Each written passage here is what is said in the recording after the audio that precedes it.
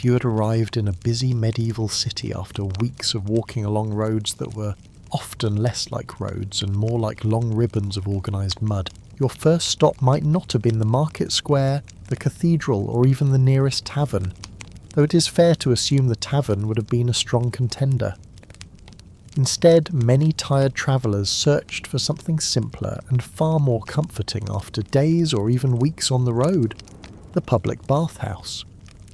This often surprises modern audiences. The Middle Ages are commonly imagined as a time when people avoided bathing altogether, as if medieval society had collectively decided that washing was an unnecessary luxury, and that a certain level of dirt was simply part of daily life. The reality was more complicated than that, and in many places considerably cleaner. Across large parts of medieval Europe, particularly between the 12th and 14th centuries, public bathhouses were not unusual at all. In many towns they were woven naturally into the rhythm of city life, functioning as places where people washed, relaxed, and spent time together after long days of work or travel. Picture yourself arriving in Strasbourg, Paris, or Cologne sometime during the 13th century. The streets outside the city gates would likely have been narrow and uneven, worn down by the passage of carts, horses, and countless travellers. After rain, those same streets could quickly become thick with mud, and the smell of smoke from hearth fires drifted between tall timber frame buildings that leaned toward each other across the road like quiet neighbours sharing a conversation. Merchants called out from wooden stalls, hoping to catch the attention of anyone passing by. Horses moved slowly through the streets, pulling wagons loaded with grain, wool, or wine. Lantern light flickered against stone walls as evening approached. It was busy, noisy, and not especially comfortable after a long journey. But the moment you stepped through the door of a bathhouse, the atmosphere changed. Inside, the air was warm and heavy with steam rising from large wooden tubs filled with hot water. Candlelight reflected gently across the surface of the baths, and the room carried the faint scent of herbs that attendants sometimes added to the water: rosemary, lavender, or sage. Plants that medieval people believed could refresh the body and protect against illness. For someone who had been walking for days along rough country roads, the experience must have felt almost miraculous. Travellers slowly lowered themselves into the steaming water, while attendants carried buckets back and forth from large iron kettles that kept the baths warm throughout the evening. Nearby, other visitors rested quietly while they soaked, exchanging news from distant towns or discussing the latest rumours about trade, politics, or the price of grain. A merchant from Flanders might find himself relaxing beside a baker from the next district. Two dusty pilgrims compared stories about the roads leading towards Santiago de Compostela, occasionally debating which routes were safest and which ones had a reputation for bandits. In that sense, the bathhouse was much more than simply a place to wash. It was also a social space. People gathered there to relax, talk, share news, and recover from the demands of medieval life.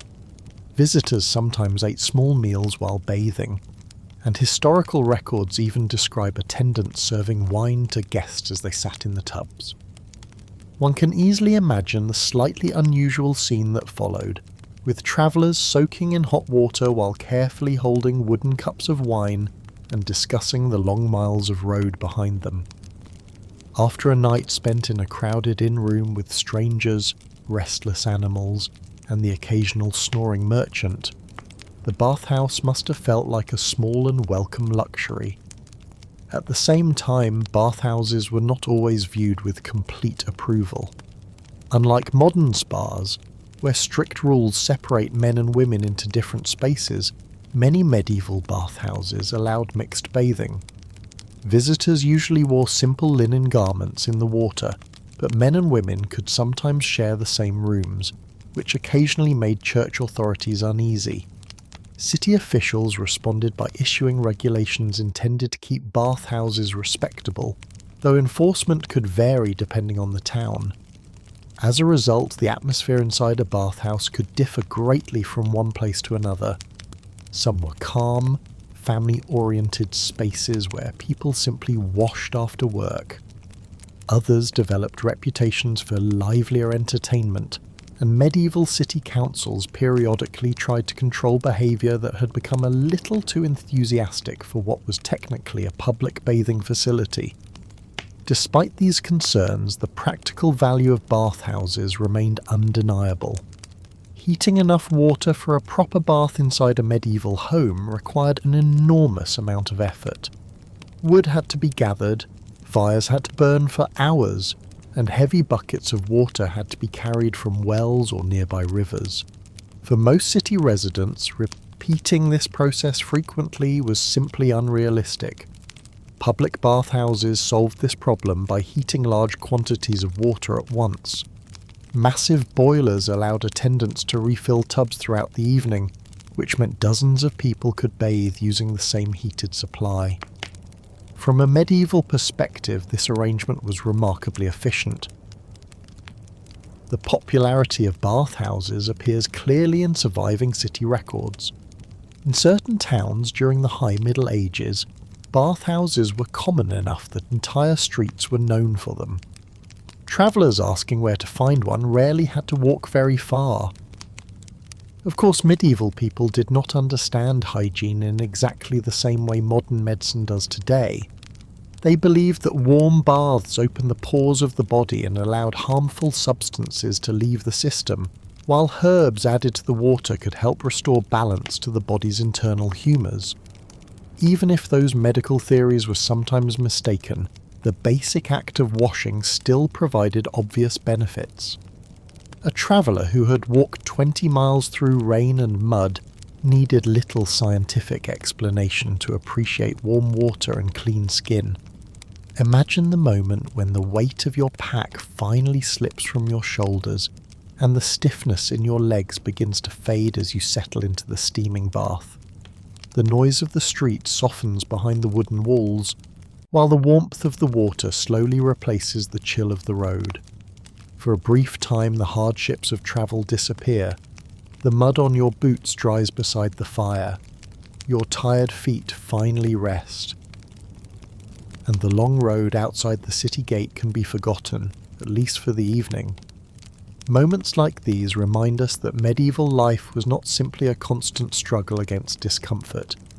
Even in an age of rough roads and uncertain journeys, people still searched for small comforts and warm spaces where the body could recover after long days of work or travel.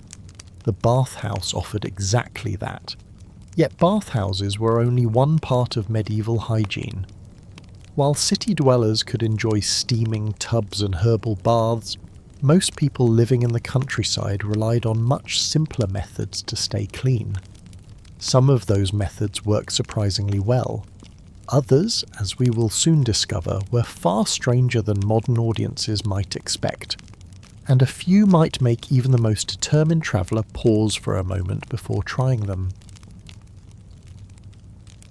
While travellers in large medieval cities could enjoy the warmth and comfort of public bathhouses, most people across Europe during the High Middle Ages, especially in the 12th, 13th and early 14th centuries, did not live in cities at all. The majority of the population lived in villages scattered across the countryside of places like France, England, the German states and northern Italy, where daily life revolved around farms, fields and small wooden houses that were often far removed from the steaming tubs and busy bathing rooms found in urban bathhouses. Yet even in these quieter rural communities of medieval Europe between roughly 1100 and 1350, people still cared about cleanliness far more than modern stereotypes might suggest. They simply approached the problem differently. Heating a full bath inside an ordinary medieval home during this period required a great deal of work. Water had to be drawn from a village well or nearby stream, carried in heavy buckets, and then heated over a fire that might take hours to warm enough for bathing. Firewood itself was valuable throughout much of 13th century rural Europe, and most families preferred to save it for cooking meals or heating the house during the colder months. As a result, full baths at home were not an everyday occurrence. Instead, people relied on smaller, more practical habits that helped them stay reasonably clean without turning bathing into an entire afternoon's project. Washing the hands and face, for example, was extremely common throughout the high medieval period. Medieval households often kept basins of water near the door or in the main living space, and washing before meals was widely encouraged. In fact, many surviving etiquette manuals from the 13th century, particularly those written for noble households and urban guild families, remind diners that arriving at the table with dirty hands was considered rude. This was partly about hygiene, but it was also about manners. After all, when meals were eaten with the fingers, as they often were in medieval Europe before the widespread use of forks in the later Middle Ages, clean hands made a noticeable difference to everyone sitting nearby.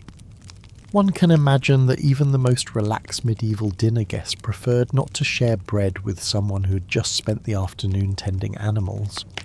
Soap also existed during the High Middle Ages, though it did not always resemble the smooth bars found in modern bathrooms.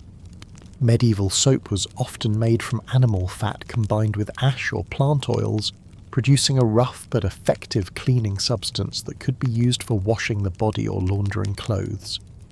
It may not have smelled like lavender fields and ocean breezes, but it did the job, and occasionally it smelled quite respectable. Herbs were also frequently used in washing throughout 12th and 13th century Europe. Water infused with plants such as rosemary, sage or mint could be used to rinse the hands or face, and these scents helped create the impression of freshness even when a full bath was not available. For medieval people, smell mattered. A person who carried the pleasant scent of herbs or clean linen signalled that they were respectable, orderly, and attentive to their appearance. In crowded villages where everyone knew one another's business, as was typical in small medieval communities across England, France, and the Holy Roman Empire, reputation travelled quickly, and unpleasant smells had a way of announcing themselves before a person even entered the room. Clothing, too, played an important role in medieval hygiene. While outer garments such as wool tunics or cloaks might be worn for long periods during the High Middle Ages, the linen layers worn close to the skin were washed more regularly. These undergarments absorbed sweat and dirt throughout the day, and changing them helped maintain a surprising degree of cleanliness. Medieval laundry was hard work involving large tubs, soap mixtures, and plenty of scrubbing. But clean linen had an advantage that medieval people of the 13th century understood very well. Fresh cloth helped the body stay clean. It is a simple idea that still works today. Even so, bathing did remain important when circumstances allowed it. Travellers moving across the countryside of medieval Europe in the 1200s and early 1300s often took advantage of rivers, streams, or natural pools along their journeys. On a warm day, washing in flowing water could be far easier than heating bathwater indoors. Of course, this method had its own complications. A quiet riverbank might offer a peaceful place to wash, but travellers also needed to keep an eye out for sudden weather changes, wandering livestock, or curious villagers who might wonder why someone had decided to bathe in the middle of the afternoon. Medieval modesty did exist, even if it was sometimes interpreted with flexibility. In colder regions of northern Europe during the High Middle Ages, wooden bathhouses similar to saunas were also used. These heated rooms allowed people to sweat and wash in warm environments during winter months, particularly in places such as Scandinavia and parts of Eastern Europe where freezing temperatures made outdoor washing somewhat less appealing. Sitting in a hot wooden room while steam filled the air was not only relaxing but practical. It also had the added benefit of discouraging fleas, which were an unfortunately common companion in medieval households. This alone may have made the experience worthwhile. Despite these efforts, medieval cleanliness during the 12th through 14th centuries still looked different from modern expectations. People did not bathe daily in the way many do today, and the scientific understanding of germs was still centuries away. Yet it would be a mistake to imagine medieval life as permanently filthy. People washed when they could, they valued clean clothes, they used herbs and soap, and when the opportunity arose, especially in the growing cities of 13th century Europe, they enjoyed long, relaxing baths in steaming tubs surrounded by friends, travellers and neighbours. In other words, medieval people were not indifferent to cleanliness. They were practical about it. Imagine again the traveller who had just arrived in a city of high medieval Europe around the year 1250 after walking 20 miles along muddy roads. His boots were heavy with dirt, his clothes carried the dust of the countryside, and his legs ached from the long journey. Perhaps he rinsed his hands and face at a well before entering the city. Perhaps he changed into a fresh linen shirt that had been carefully packed for the journey. And if fortune was kind, he might soon find himself lowering into the warm water of a bathhouse tub, letting the steam rise around him while the fatigue of the road slowly faded. For a few quiet moments, the hardships of travel disappeared. The body rested, the warmth returned to tired muscles, and the world felt slightly more comfortable again. But cleanliness in the medieval world did not always depend on hot water, soap or bathhouses. In some cases, people relied on solutions that were far more unusual and occasionally surprising to modern eyes. And in the next chapter, we will look at some of the stranger methods medieval people used to stay clean, including remedies that sounded reasonable at the time but might leave modern travellers raising an eyebrow or two. Of course, bathhouses, fresh linen, and washing at the village well were only part of the story, because once we step further into the daily routines of the High Middle Ages, roughly the 12th through 14th centuries, we begin to discover that medieval people sometimes relied on methods of cleanliness that feel slightly unusual to modern readers. Some of these methods were practical, others were based on medical theories that seemed perfectly reasonable at the time, and a few, if we are being honest, make modern audiences pause for a moment and quietly say, well, that was certainly one way to do it. To understand why these practices existed, we need to remember that medieval medicine operated according to a system known as humoral theory, which had been inherited from ancient Greek and Roman writers. According to this belief, the body contained 4 humours: blood, phlegm, yellow bile, and black bile, and maintaining a healthy balance between them was considered essential for good health. Warm baths, herbal rinses and sweating were thought to help the body release harmful substances and restore that balance. This was the scientific reasoning behind many medieval hygiene practices. Whether it always worked as intended was another matter entirely. One common method of staying clean involved what medieval people called dry bathing. Instead of soaking in water, a person might vigorously rub the skin with clean cloths, linen towels, or herbal mixtures intended to remove sweat and dirt. In theory, this approach helped open the pores and stimulate the circulation of the body's humours. In practice, it probably also had the advantage of being much faster than heating an entire tub of water, and considerably less work for whoever was responsible for carrying the buckets.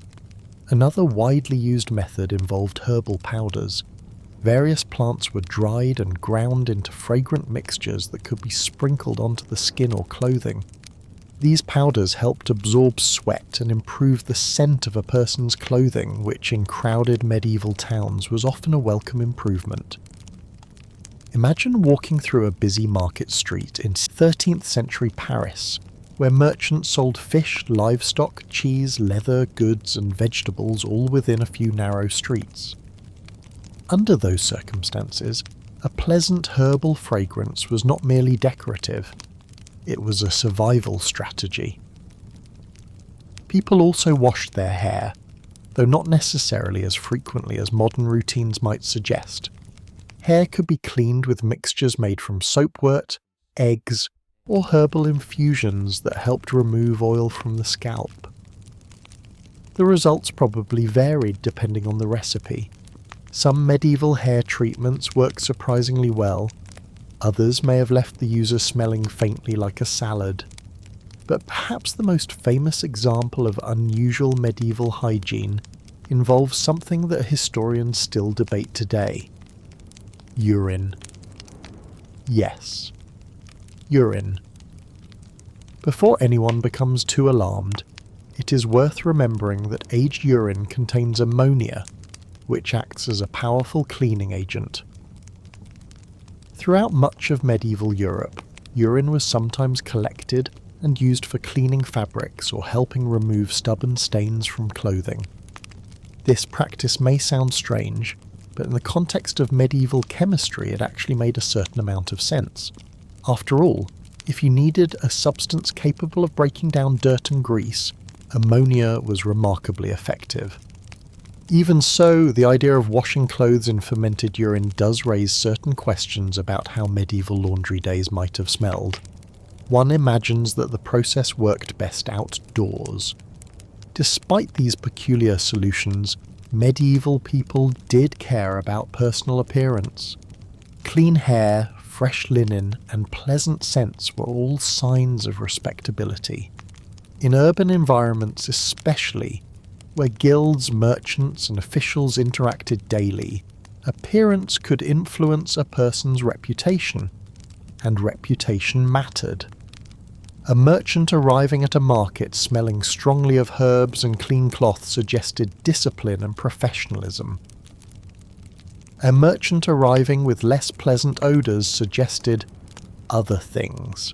This may explain why medieval people sometimes carried small scented bundles of herbs, known as posies, tucked into clothing or hanging from belts.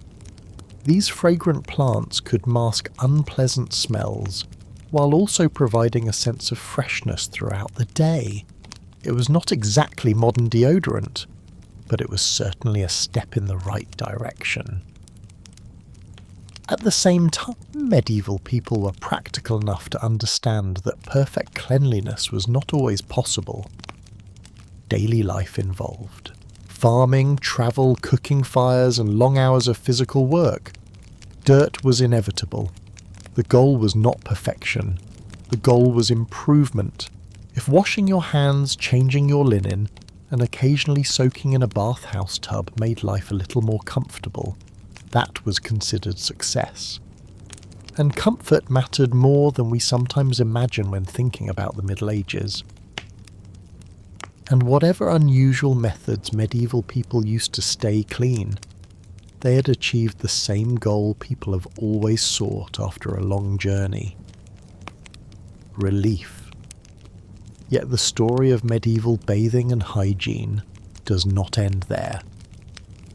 Because bathhouses themselves, those warm, steamy centres of relaxation scattered across medieval cities, sometimes developed reputations that were far more complicated than simple cleanliness.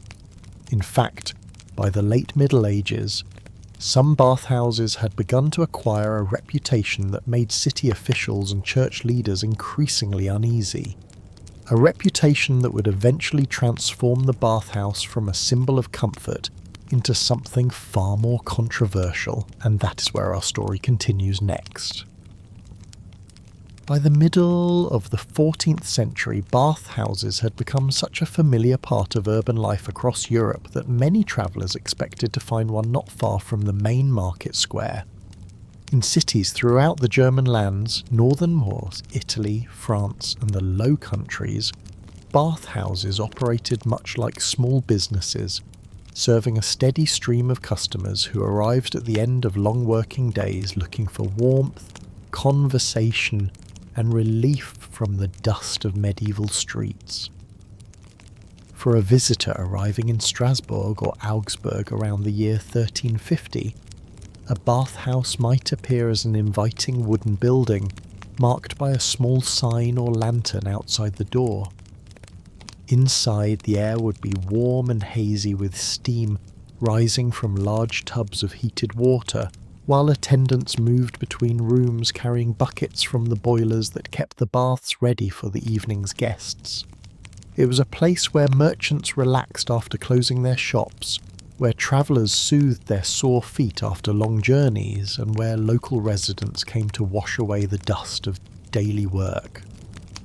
But as bathhouses grew more popular during the later Middle Ages, their reputation slowly began to change. Part of the problem was simply human nature.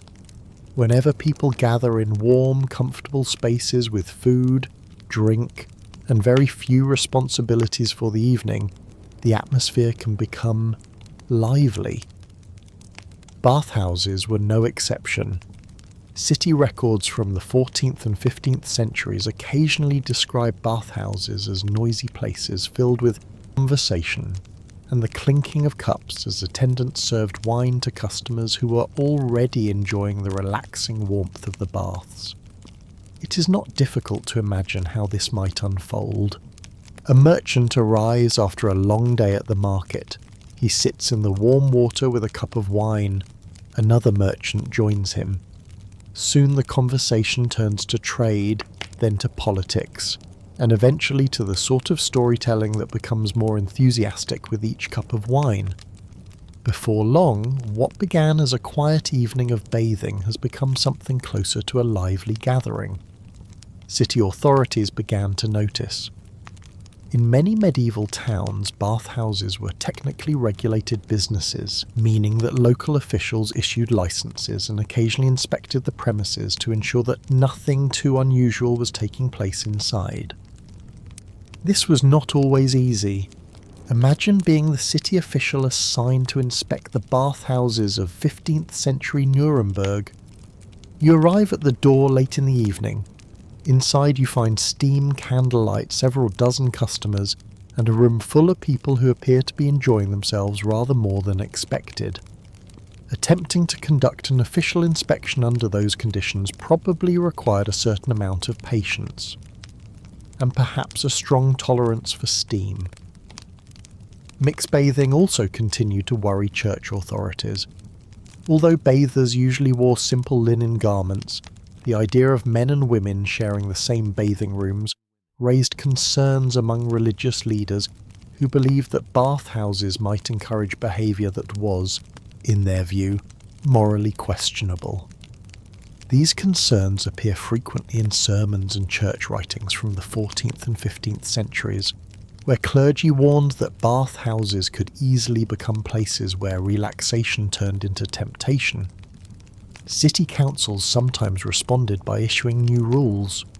Some towns introduced regulations about closing times. Others attempted to separate bathing hours for men and women.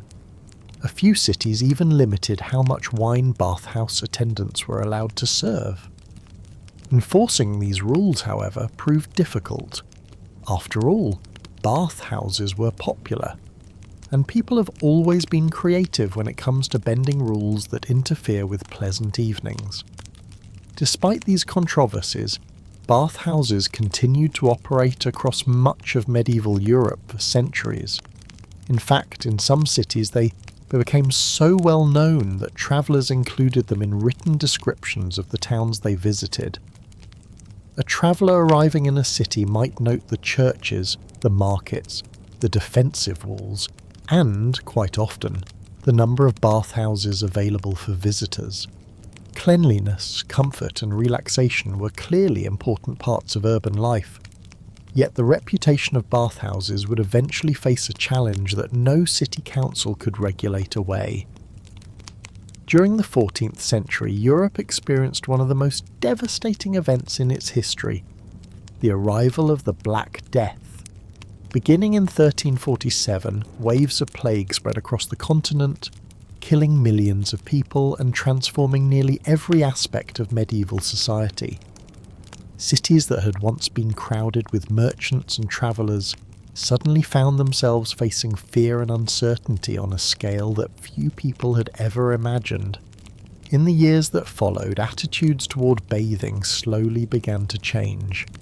Some physicians and writers started to argue that hot baths might open the pores of the body and allow illness to enter more easily. While this idea was not entirely accurate from a modern medical perspective, it reflected the growing anxiety of a population searching for explanations during a time of widespread disease. As a result, certain bathhouses began to lose favour in some regions during the late 15th century, particularly as fears about disease reshaped public habits. Even so, the story was not as simple as bathhouses suddenly disappearing. In many places, they continued to operate well into the early modern period, serving the same purpose they always had, providing warm water, conversation, and a place to rest after long days of work. The medieval bathhouse, like many institutions of the period, evolved slowly rather than vanishing overnight. By the middle of the 13th century, during the High Middle Ages across regions such as England, northern France, the German lands and the Low Countries, the end of a long day in town rarely meant retreating immediately to sleep. Once the warmth of the bathhouse had eased sore muscles and the dust of the road had finally been washed away, many people continued their evening in the place that served as the true social centre of medieval urban life, the tavern. In cities such as York, Bruges, Strasbourg or Cologne around the year 1250, taverns functioned as gathering spaces where merchants, craftsmen, labourers, messengers and travellers could eat, drink and exchange news, while the day slowly gave way to night. The buildings themselves were usually sturdy timber structures with heavy beam supporting low ceilings that had darkened over the years from hearth smoke. A large fire burned steadily in the centre of the room, sending warmth across the crowded tables and filling the air with the smell of cooking food as iron pots of stew hung above the flames. Long wooden tables stretched across the room, and benches were pushed so closely together that guests often found themselves sitting shoulder to shoulder with strangers.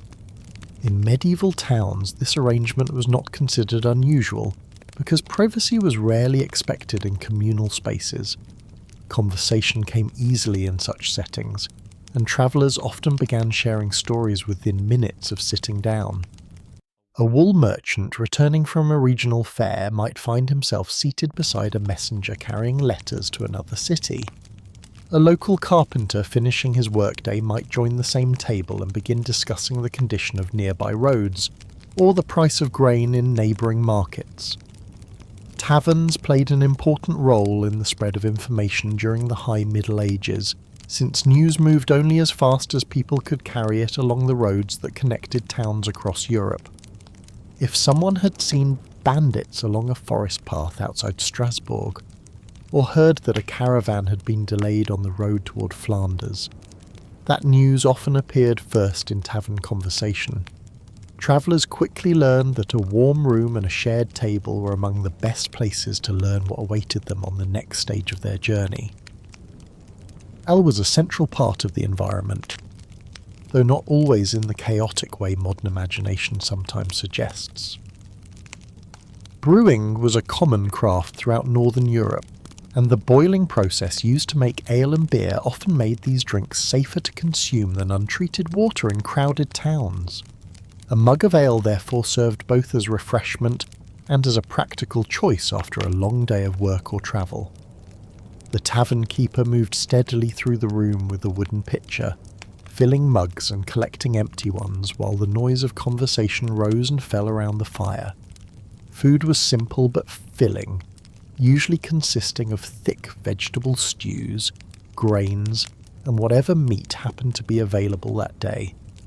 Large loaves of bread were placed at the centre of the table so that diners could tear off pieces as they ate.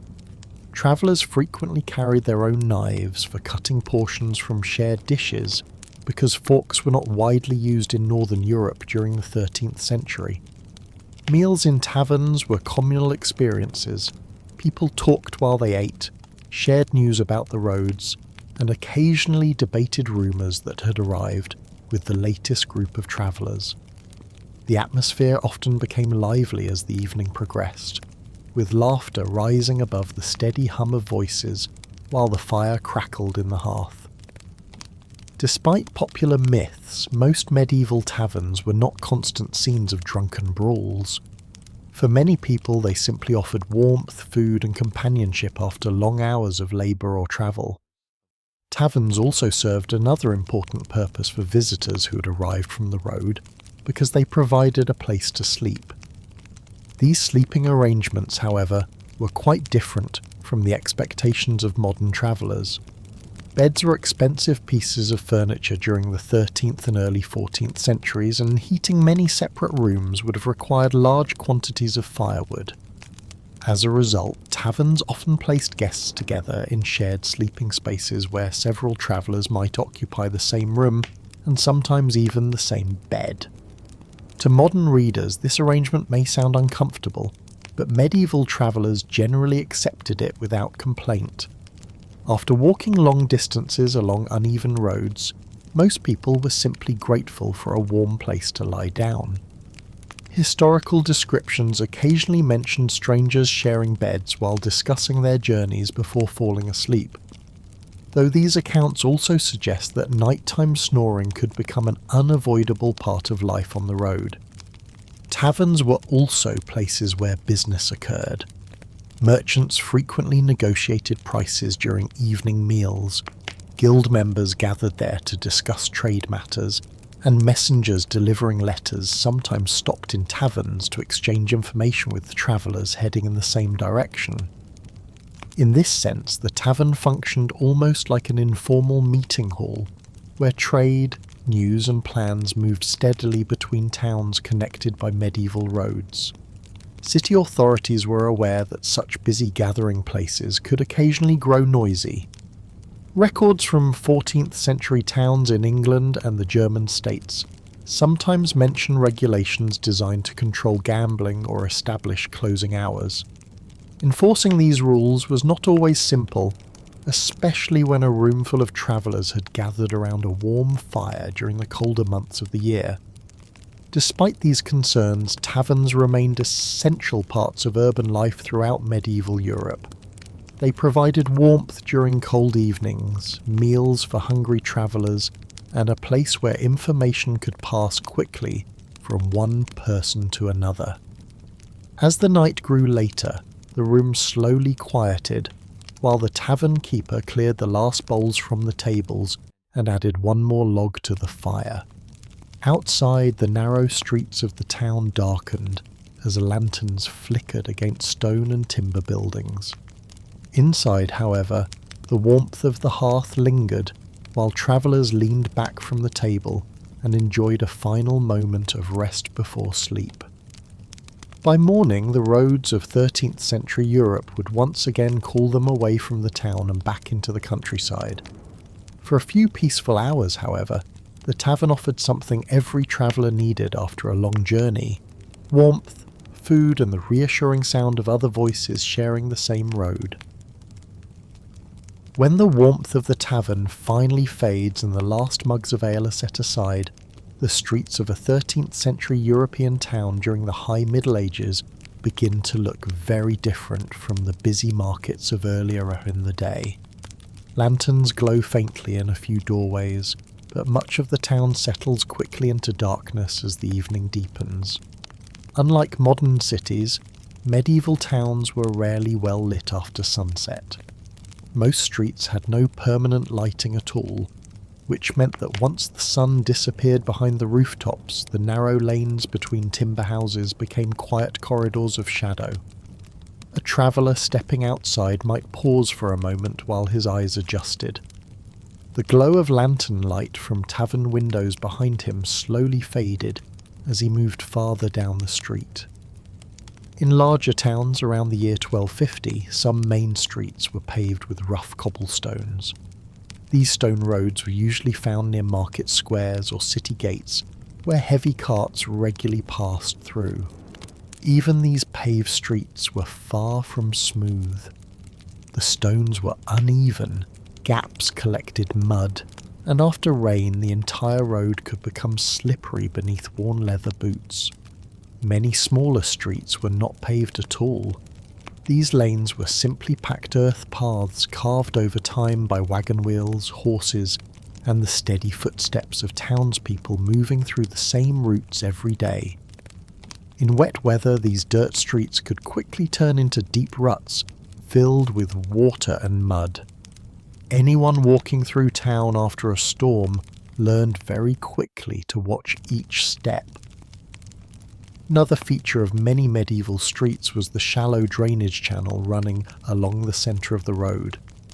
These channels carried rainwater and waste away from houses toward nearby streams or rivers. Because of this, pedestrians often walked along the raised edges of the street. The middle was not always the most pleasant place to step. In daylight, the arrangement was easy enough to navigate. At night, however, the situation required a bit more caution. The streets were also shared with animals. Dogs wandered freely through many towns, and chickens sometimes escaped their yards to explore the quiet roads after dark. In some places, pigs roamed the streets as well. Medieval townspeople often allowed them to forage for scraps, which meant a late-night walk occasionally involved negotiating with a pig that had decided the middle of the road was a perfectly reasonable place to sleep. The sounds of the town also changed dramatically after sunset. During the day, the streets echoed with hammering from blacksmiths, the rumble of carts, and the calls of merchants selling goods in the market. At night, those sounds faded. What remained were quieter noises carried across the narrow streets between houses. Footsteps echoed along stone walls. A distant door closed somewhere down a lane. Occasionally laughter drifted from a tavern where a few customers still lingered near the hearth. In larger towns, the night watch sometimes began its rounds after dark. Watchmen walked through the streets carrying lanterns and wooden staffs while keeping an eye out for fires or disturbances. The presence of these watchmen offered some reassurance to travellers and townspeople alike, though it must be admitted that medieval watchmen occasionally had difficulty remaining fully alert during the quietest hours of the night. Certain trades continued working long after sunset. Bakers often prepared dough during the evening so that fresh bread could be ready for sale the following morning. A traveller passing through a dark street might see a faint glow escaping from a bakery window, while someone inside worked beside a warm oven. The air carried a mixture of smells that changed with the hour. Smoke from cooking fires lingered above the rooftops while the scent of bread or roasting grain drifted through the cooler evening air. Less pleasant odours occasionally appeared as well. Medieval sanitation systems were still developing, and towns could produce smells that modern visitors might find memorable. Even so, nighttime streets could feel surprisingly calm. The crowds of the marketplace were gone, and the busy energy of the daytime had settled into quiet movement. Lantern light flickered against timber walls while a few travellers made their way toward inns where beds and shared sleeping rooms waited upstairs. A narrow alley might lead toward a courtyard where an innkeeper still kept a lantern burning for late arrivals. Inside such buildings, the warmth of the hearth continued to glow while guests finished their meals or prepared for sleep. For someone who had spent the entire day travelling along muddy country roads, the quiet of a medieval town at night could feel almost peaceful. The road that had seemed endless in the afternoon now ended at a wooden door, a warm fire, and the promise of rest before morning. Because when the sun rose again over the rooftops of 13th century Europe, the streets would quickly return to life. Carts would roll across the stones, merchants would reopen their stalls, and travellers would once again gather their packs before setting out along the long roads beyond the city gates. In the towns of 13th century Europe during the High Middle Ages, travellers finishing their day rarely searched for quiet private lodgings. Instead, most made their way to the local inn, a busy building where merchants, pilgrims, messengers and labourers gathered under one roof after long miles on muddy roads. From the street, an inn was usually easy to recognise. A painted wooden sign creaked above the doorway while warm lantern light spilled onto the narrow street, signalling to tired travellers that food, warmth and shelter could be found inside. Pushing open the heavy wooden door often led directly into the inn's large common room, the centre of nearly everything that happened within the building. The first thing most visitors noticed was the hearth. A wide fire burned steadily against one wall, filling the room with warmth, while smoke drifted upward toward the rafters above. The firelight flickered across thick wooden beams darkened by years of smoke, casting moving shadows across the walls of the crowded room. Long wooden tables stretched across the floor, and travellers already seated there leaned over bowls of food while their packs and cloaks rested nearby. New arrivals usually paused near the doorway for a moment, taking in the noise and warmth of the room before finding space at one of the benches. Boots heavy with dried mud were loosened beneath the tables, while walking staffs leaned against the wall beside stacked travel packs. Many of the people gathered there had arrived from different directions that very day, each carrying news of roads, markets, and distant towns. A merchant returning from a fair in Flanders might sit beside a pilgrim travelling south towards Santiago de Compostela, while a messenger quietly listened to the conversations unfolding around the table. The floor beneath their feet was rarely spotless. Packed earth or rough wooden planks were common, and straw was sometimes scattered across the ground to absorb the mud tracked in from outside. Despite the rough surroundings, the warmth of the room quickly made travellers feel at ease after the chill of the evening streets. Soon the smell of food drifted through the hall as the evening meal appeared from the kitchen. Large iron pots hung over the fire, simmering with thick stews made from vegetables, grains, and whatever meat had been available in the town's market that day. Servants moved between the tables carrying bowls while travellers leaned forward eagerly, grateful for a hot meal after hours of walking.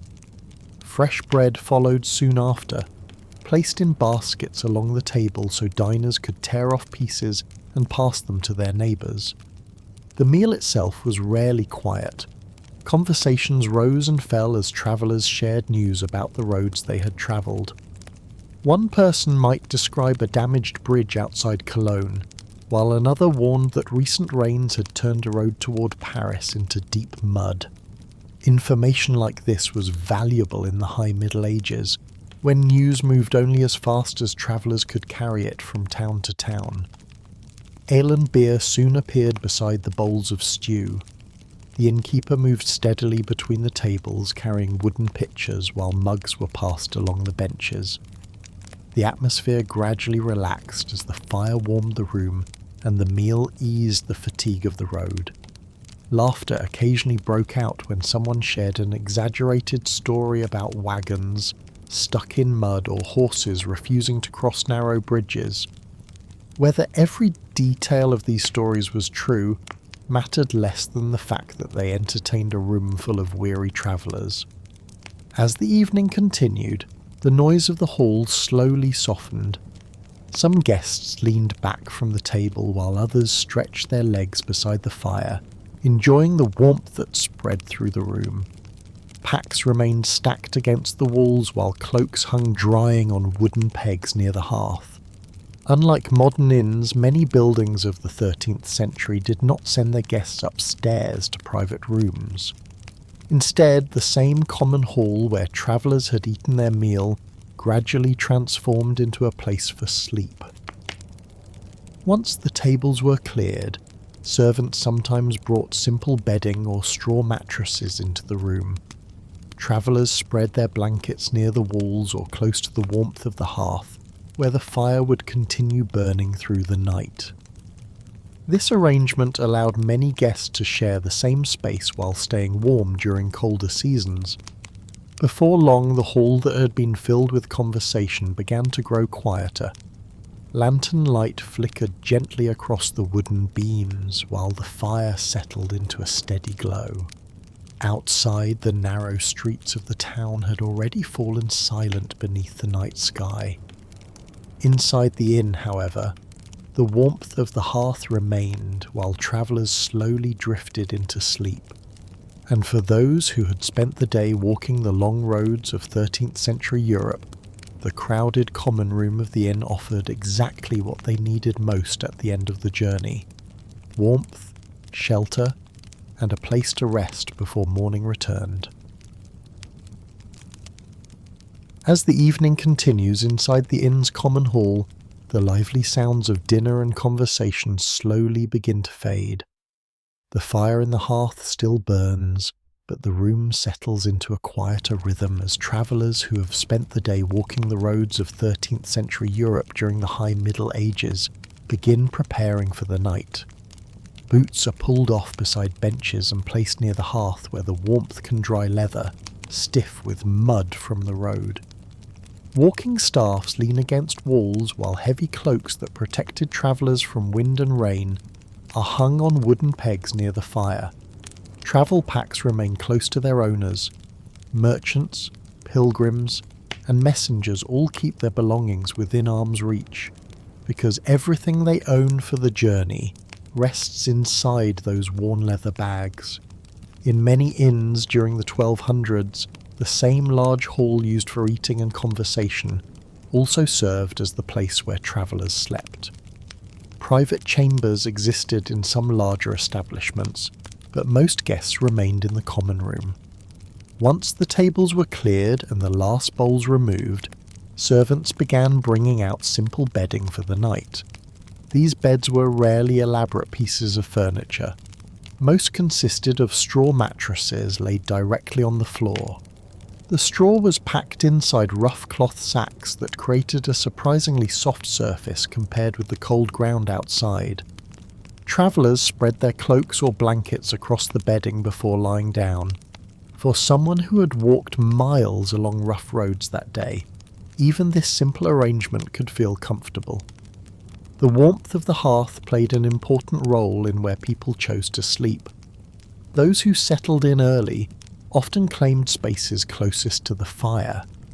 Late arrivals sometimes found themselves resting along the outer edges of the hall, where the warmth faded slightly. Still, the room remained far more comfortable than sleeping outside on the road. Gradually the noise of the room softened. Conversations that had filled the hall earlier in the evening gave way to quieter voices and tired movements. Lanterns hanging from the wooden beams provided a soft glow across the room. Their light flickered against the darkened rafters overhead. The shadows of travellers moving through the hall stretched across the walls while the fire crackled steadily in the hearth. For many people in the room, this moment brought a sense of relief. The long miles of the road were finally behind them for the day. Some travellers continued speaking quietly about their journeys, while others stretched out on the straw mattresses beside their packs. Within a short time, sleep began to spread across the hall. The exhaustion of travel often overcame conversation quickly. Of course, sleeping in a crowded inn hall was rarely perfectly peaceful. The most common disturbance was snoring. One traveller might fall asleep almost immediately, while another shifted restlessly beside him trying to find a comfortable position. Occasionally someone rolled over and nudged a neighbour who was sharing the same space. These small inconveniences were accepted with patience. Everyone in the room understood the fatigue that followed a day of walking through mud and rain. Outside the inn, the streets of the town had already grown quiet beneath the night sky. Inside the hall, the fire continued to burn low while lantern light flickered across the wooden beams. The sounds of the room gradually changed from conversation to the softer rhythms of sleep. Boots rested near the hearth while cloaks hung drying beside the wall. Travellers lay wrapped in blankets and cloaks, while the warmth of the fire slowly filled the room. For a few peaceful hours, the long roads of 13th century Europe seemed far away. Morning would eventually arrive with new journeys waiting beyond the town gates. But during the quiet hours of the night, the crowded hall of the inn offered something every traveller valued deeply: shelter, warmth, and the rare chance to rest before the road called them forward again. The inn was quiet when morning finally returned. Pale light crept through the narrow shutters, slipping across the wooden floorboards and the rough wool blanket that had served as bedding through the night. Somewhere below, a door opened with a slow groan of hinges, followed by the soft murmur of early voices as the first travellers began to stir. You rose slowly, feeling the stiffness that often came after a night on an unfamiliar mattress. The high Middle Ages, around the early 13th century, did not offer much in the way of orthopaedic comfort. A straw mattress was considered respectable lodging, though the straw beneath the linen often shifted and rustled whenever someone turned in their sleep. From the courtyard outside came the sound of a cart rolling across cobblestones. A horse snorted impatiently, and a man called out in a voice still thick with sleep. Towns across medieval Europe followed rhythms that had changed little for generations, and by this hour the streets were already beginning to wake. After dressing in yesterday's clothes, you stepped down the narrow staircase into the common room. The innkeeper was already at work near the hearth, stirring a pot that smelled faintly of onions and barley. A few early guests sat quietly at the long table, breaking bread and speaking in low voices as smoke drifted lazily toward the rafters. Breakfast was simple and practical: a heel of dark bread, perhaps a little cheese, and a cup of watered ale or small beer. Even in the morning, ale was often safer than water, which could be unpredictable in towns where wells and drainage were not always carefully separated. Once finished, you stepped outside into the cool morning air. The streets of the high Middle Ages were already alive with movement. Merchants were raising wooden shutters over their stalls. Apprentices swept yesterday's dust into the gutters, and the distant bells of a church echoed across the rooftops. It was a good hour to visit the barber. In the medieval town, the barber shop was far more than a place to trim hair. Barbers were also barber surgeons, a practical profession that combined grooming with a surprising range of medical tasks. In an age before specialised doctors were widely available, the barber's razor often served more than one purpose. The shop itself was easy to find. A painted pole hung near the doorway, wrapped with bands of colour that marked the trade. In later centuries, the red and white stripes would become famous across Europe, but even in the 13th century the symbol already hinted at the barber's unusual responsibilities. Inside, the room smelled faintly of soap, steel, and herbs drying along the wall. Sunlight streamed through a small window, catching the polished surface of scissors, razors, and narrow metal tools arranged carefully on a wooden table. The barber himself greeted customers with the calm confidence of someone accustomed to many roles. In a single morning he might trim a beard, cut hair, lance a boil, or pull a troublesome tooth. The work required steady hands and a certain tolerance for unpleasant surprises. You took a seat on a sturdy wooden chair near the centre of the room. A cloth was draped across your shoulders, tied loosely at the back of the neck. The barber examined his razor briefly against the light, then nodded with quiet approval. Shaving in the high Middle Ages required patience. Steel razors were sharp but not always perfectly smooth, and the process moved slowly. Warm water from a basin softened the beard while a simple soap mixture was worked into a light foam. As the razor began its careful work, the shop filled with conversation. Barber shops often served as small gathering places where news travelled quickly. Travellers spoke of distant roads, Merchants discussed prices, and the barber himself occasionally offered commentary while continuing his work with practiced ease. One man nearby was having his hair trimmed with large iron shears. Each careful cut produced a soft metallic snip that echoed slightly through the small room. Hair fell slowly to the floorboards, where it joined the quiet evidence of earlier customers. Against the far wall stood a small wooden shelf holding jars of herbs and powders. Some were used for simple remedies. Others were part of treatments that medieval medicine believed could restore balance within the body. The most famous of these treatments was bloodletting. In medieval medical theory, health depended on the balance of four bodily humours. Too much blood, physicians believed, could cause illness, fever or sluggishness. Releasing a small amount was thought to restore harmony. For this reason, barber surgeons often kept small bowls and narrow lancets ready for the task. A patient might sit calmly while the barber opened a vein and collected the blood in a basin. Though the idea sounds alarming today, many people in the Middle Ages considered it perfectly ordinary medical care. Not every visit involved such dramatic procedures. Many customers simply came for grooming, which was important for both comfort and appearance. Beards and hair grew quickly, and trimming them regularly prevented the sort of unruly look that suggested laziness or neglect. Still, the barber's tools hinted at a wider range of services. Small forceps lay beside the scissors, ready for pulling a painful tooth. A few narrow knives rested nearby as well, used for minor surgeries that required quick hands and steady nerves. Despite the seriousness of some tasks, the mood inside the shop remained surprisingly relaxed. People joked, exchanged gossip, and occasionally winced at the sharp tug of a razor or comb. The barber wiped the blade clean on a cloth before making another careful pass along the jaw.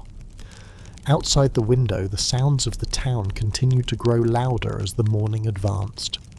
Vendors called to early customers, and a pair of children hurried past, chasing one another through the street. At last the razor was set aside and the cloth removed from your shoulders. The barber brushed away a few stray hairs and gave a satisfied nod, as though quietly pleased with the result. You stepped outside once more into the daylight of the High Middle Ages. The town was now fully awake, and the streets had grown busy with carts, animals, and merchants preparing for the day's trade. Behind you, the barber shop continued its steady work. Another customer had already taken the chair, and the barber lifted his razor again, ready to return to the peculiar profession that made him both groomer and healer. In the medieval world, it was simply another ordinary morning. The barber's shop did not grow quieter as the morning continued. If anything, it became busier.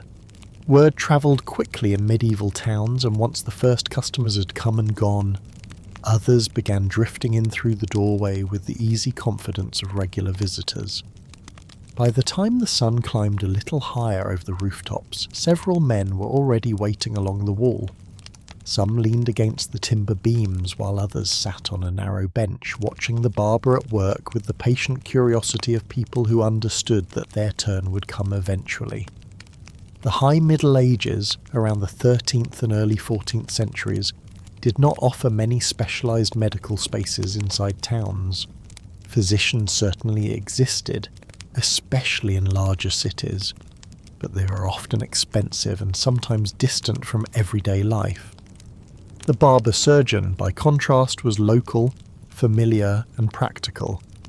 As a result, the barber shop quietly became one of the most accessible places for small medical concerns. A sore finger, an infected cut, or a stubborn swelling might all be brought here before anyone considered seeking out a university-trained physician.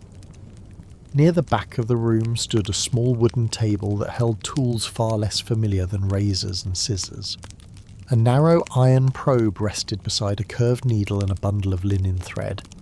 Nearby sat a shallow bowl filled with clean cloth strips, neatly folded and ready for use.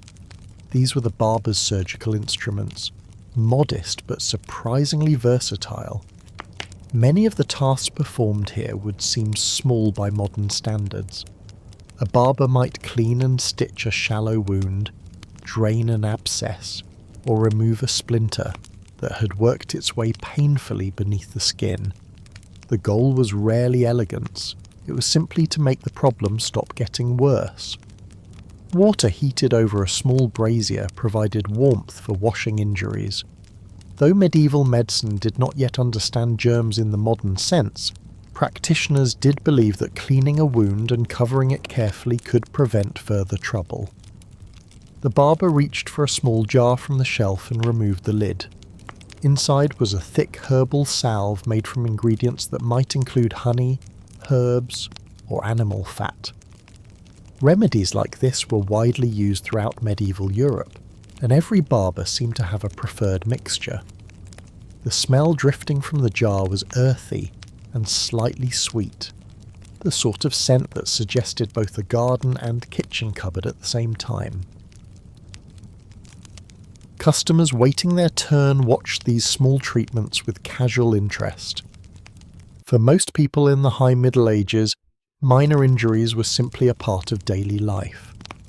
Farmers cut their hands on tools, merchants bruised themselves hauling crates, and travellers arrived with blisters from long roads. The barber moved calmly between tasks, shifting from surgeon back to barber without much ceremony. One moment he wrapped a bandage around a man's hand. The next, he returned to trimming another customer's beard with careful strokes of the razor. In the corner of the room hung a leather pouch filled with several small glass cups. These curious objects were used for a treatment known as cupping, another practice connected to medieval ideas about balancing the body's humours. During cupping, the barber would warm the air inside a cup and quickly place it against the skin. As the air cooled, the cup created a gentle suction. The skin rose slightly beneath the glass, which medieval medicine believed helped draw harmful substances out of the body. To modern eyes it might look unusual, but in the 13th century it was considered thoughtful and attentive care. A young man seated nearby seemed less interested in cupping than in the pair of forceps resting on the table. His uneasy glances suggested he was here for something less pleasant. Before long, the barber noticed and gave him a sympathetic look. Tooth trouble was a common reason to visit the shop. Medieval diets included coarse bread and tough meats that could slowly wear down teeth, and once pain began, there were few gentle solutions. The young man was guided to the chair and handed a folded cloth to grip if necessary. The barber examined the tooth briefly, nodding with the quiet certainty of someone who had seen this situation many times before. The forceps were lifted from the table. Moments later there was a quick movement, a sharp intake of breath, and then a surprising sense of relief spreading across the young man's face. The tooth was dropped neatly into a small bowl where it joined several earlier examples of the barber's work.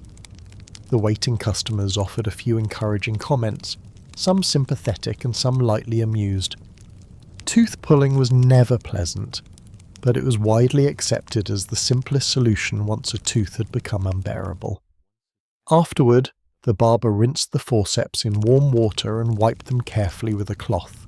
Tools were precious, and maintaining them properly was part of the craft. Despite the occasional discomfort, the atmosphere inside the shop remained relaxed. Conversations drifted easily from local gossip to distant rumours carried by travellers. Someone mentioned a caravan expected to arrive before evening, while another spoke about repairs being made to the town bridge. Meanwhile, the barber continued his steady rhythm of work. Hair was trimmed, beards were shaped, and the occasional bandage was wrapped with practised hands. Outside, the street had grown fully alive with the noise of carts and market stalls. Yet inside the barber's shop, time moved at a calmer pace, marked only by the quiet snip of shears and the careful scrape of a razor. By late morning, the bench along the wall had begun to empty. One by one, the waiting customers stepped back into the busy streets of the High Middle Ages, freshly shaved, lightly bandaged, or simply relieved that their small problem had been handled. Behind them, the barber wiped down his tools and set them neatly back in their places, ready for whatever the next visitor might bring through the door. By the time the barber finished wiping his tools and setting them neatly back upon the table, the town outside had settled into the steady rhythm of late morning. Sunlight poured more confidently through the narrow window, casting warm shapes across the stone floor and the quiet wooden chair that had served so many customers since dawn. The shop itself seemed calmer now. The earlier rush of visitors had thinned, leaving behind only the faint scents of soap, herbs, and warm steel. In towns across medieval Europe during the High Middle Ages, such small workshops often followed the same pattern, busy with morning errands before slowly easing into quieter hours. The barber rested his razor on the table and stretched his hands briefly, flexing fingers that had spent much of the morning gripping scissors, forceps, and cloth bandages. It was delicate work, and steady hands were among the most valuable tools a barber surgeon possessed. Outside the doorway, the street carried on with its usual activity.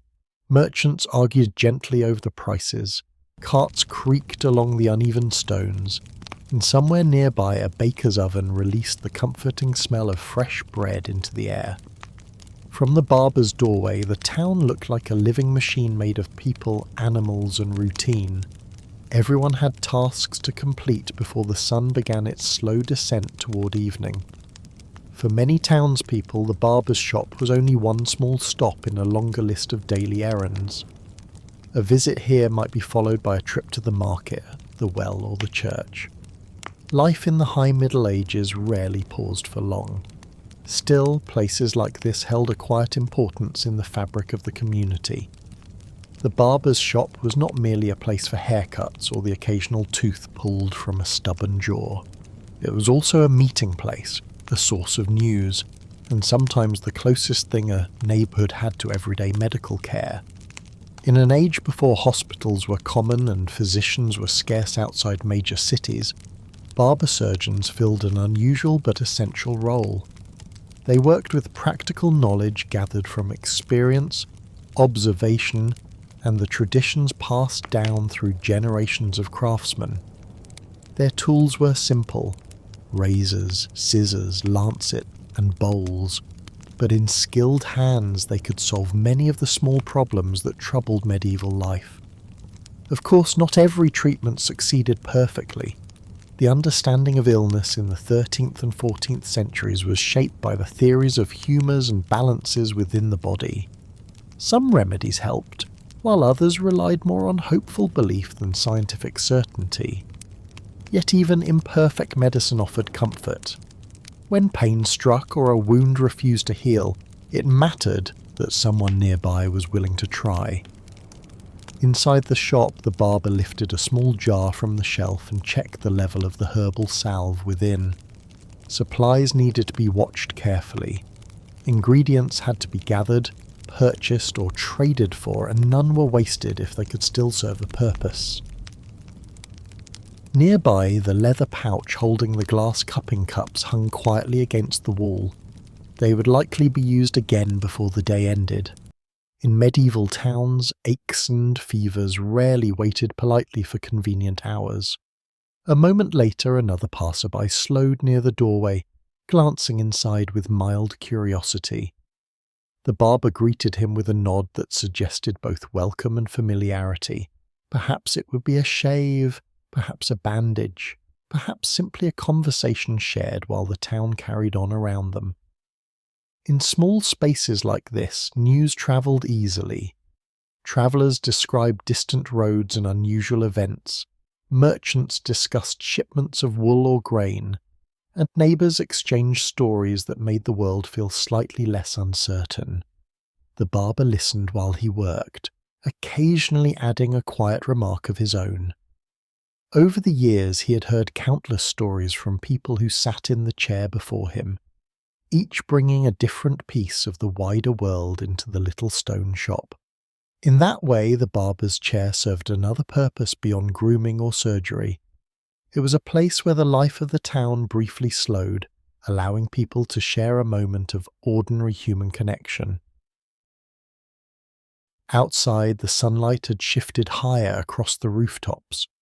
Shadows shortened along the street as midday approached, and the sounds of the market grew louder as more customers arrived. The barber placed his razor back into its wooden case and wiped the tabletop once more. Tools were easier to find when they were kept in order, and a tidy workspace was the mark of a careful craftsman. For the townspeople of the high Middle Ages, such quiet professionalism inspired trust. The barber might not wear the robes of a university physician, but his steady work spoke for itself. Across medieval Europe, thousands of similar shops stood along narrow streets just like this one. Each held the same mixture of tools, herbs, and practical knowledge that had become part of everyday life. Some customers would leave freshly shaved. Others would depart with bandaged hands, missing teeth, or small jars of herbal remedies tucked into their satchels. All would return to the routines waiting beyond the door. And as the town continued its slow turning through another ordinary day of the 13th century, the barber-surgeon remained quietly at work, razor in hand, ready to greet the next visitor who stepped in from the busy streets of the high Middle Ages.